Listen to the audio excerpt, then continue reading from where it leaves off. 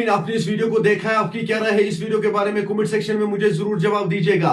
मेहरबानी करके इस वीडियो को ज्यादा से ज्यादा शेयर करना, यह वीडियो हर एक तक जरूर जाना चाहिए। चले नाजरीन, मेरा ये आज का वीडियो इतना ही। मिलते हैं किसी अगले वीडियो में, तब तक के लिए अपना ख्याल रखना और अपने भाई को दुआ में याद रखना। बाकी अस्सलामु अलैकुम।